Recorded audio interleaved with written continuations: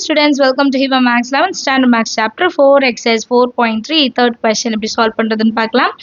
If NPR is equal to 720, if NCR is equal to 120, find N, R. So இதுவுமே ஒரு repeated question. Mark பண்ணிக்கோங்க.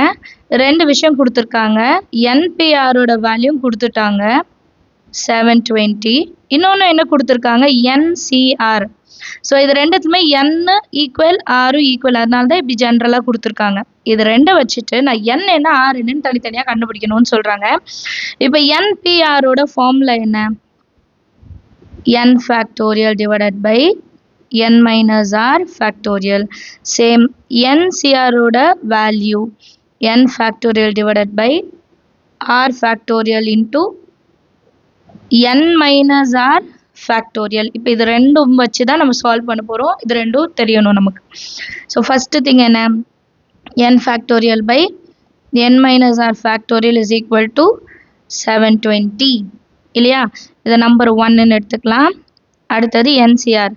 அப்போ n factorial divided by r factorial into n minus r factorial is equal to 120. இதுவும் கொடுத்திருந்தாங்க. இது NPR, இது NCR. So இப்போ பெரிய நம்பர் மேலே வச்சிடலாம், சின்ன நம்பர் கீழே வச்சுட்டு நான் இப்போ டிவைட் பண்ண போகிறேன். So dividing 1 by 2. இப்போ எழுதிக்கலாம் n factorial by n minus r factorial 1 சரிங்களா? டிவைடட் பை 2 ஓட வேல்யூ என்ன? n factorial divided by r factorial into n minus r factorial.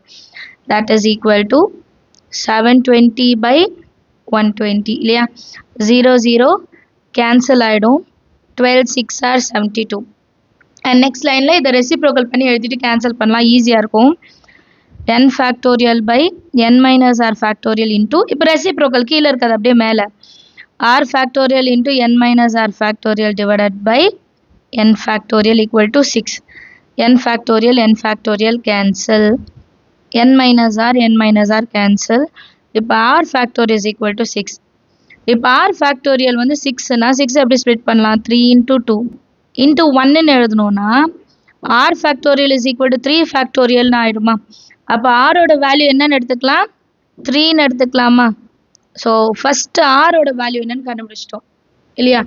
r ஓட factorial 3 அப்படின்னா r is equal to 3. இப்போ r வச்சுட்டு n என்னன்னு கண்டுபிடிக்கணும். Next substitute r is equal to 3 in equation 1. equation 1 என்ன? n factorial divided by n minus r ன்னு வருமா? r பல 3 factorial is equal to 720. இதுதான் என்ன ஃபார்முலா? ஸோ நெக்ஸ்ட் பாருங்க, இந்த n factorial பிரிச்சு எழுதுறேன். n into n minus 1 n minus 2 n minus 3 factorial divided by n minus 3. கீழே n minus 3 இருக்கனால தான் மேலே n minus 3ன்னு செய்கிறோம் சரியா? is equal to 720. ஸோ இது ரெண்டும் கேன்சல் பண்ணிடலாமா? இப்போ பேலன்ஸ் எனக்கு n into n minus 1 into n minus 1 into n minus 2ன்னு இருக்கும், which is equal to இந்த 720. இந்த 720 நான் ஸ்ப்ளிட் பண்ணி எழுதணும். இப்போ 720 வந்து 72 into 10ன்னு எழுதிக்கோங்க.